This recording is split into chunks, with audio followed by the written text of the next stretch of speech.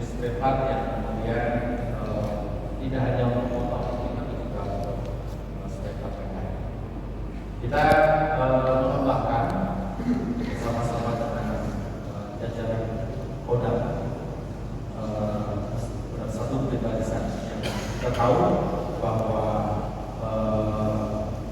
pelaku yang tertangkap ini awalnya adalah driver saja yang membawa yang kita tangkap dua buah truk yang memasuki wilayah Langkat dan kemudian kita lakukan pengembangan.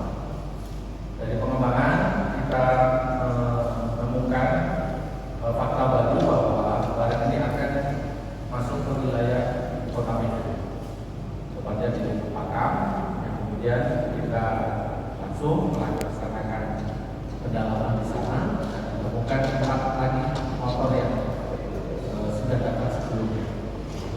Dari 4 motor ini jadi totalnya ada 17 motor yang kita lakukan pengamanan dan kemudian pada mobil. Kita tahu bahwa aturan dari Kementerian Perdagangan terkait dengan peredaran barang-barang di Indonesia diatur sedemikian rupa dan diketahui bahwa ini adalah satu hal yang melanggar terkait dengan proses perdagangan barang-barang yang datang dari luar negeri. Kita juga tahu bahwa ini satu hal yang menyebabkan pendapatan negara atas masuknya barang-barang ke dalam negeri yang hilang. Kemudian juga kita mengetahui bahwa ini akan mengganggu perekonomian terkait dengan industri yang terkait dengan pembuatan sepeda motor, pembuatan ini yang kemudian akan terganggu. Kita telah melakukan kerjasama juga dengan Balai Karantina karena ini terkait dengan hewan yang masuk dan diidentifikasi bahwa ayam yang masuk ini adalah ayam berasal dari Thailand. Yang kita tahu harga satu ayamnya itu bisa di atas 20 juta.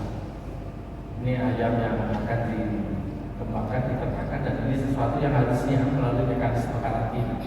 Nah, undang-undang karantina mengatur serta memberikan sanksi atas pelanggaran ini.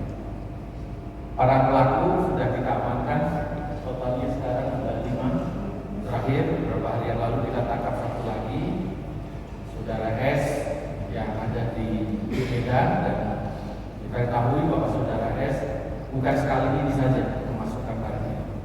Kita sedang melakukan pengembangan ke wilayah Jawa untuk kita nanti ketahui barang-barang apa saja yang mereka sedang masukkan.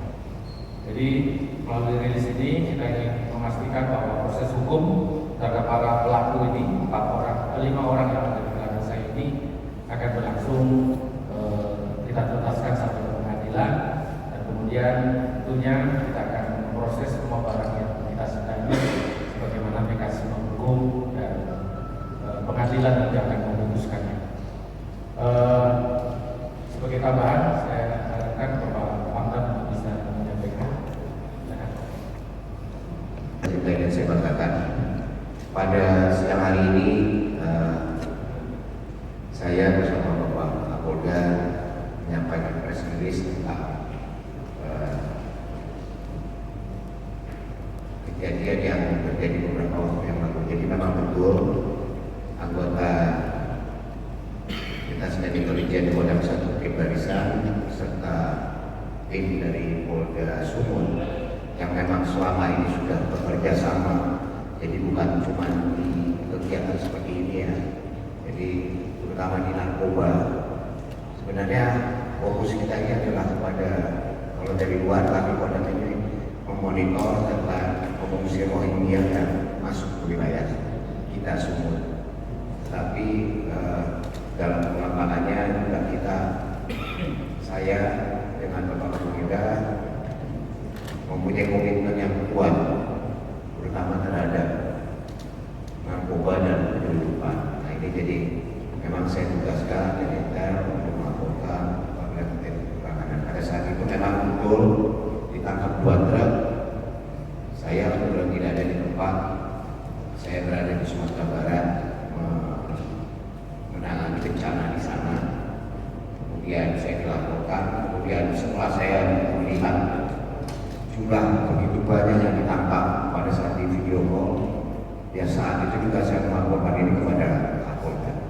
Jadi ini adalah wujud komitmen kami Kodam 1 Bukit Barisan yang terus dan tidak akan pernah berhenti memberikan dukungan kepada Polda ya, dalam segala hal, ya, termasuk penegakan hukum, ya, terutama narkoba.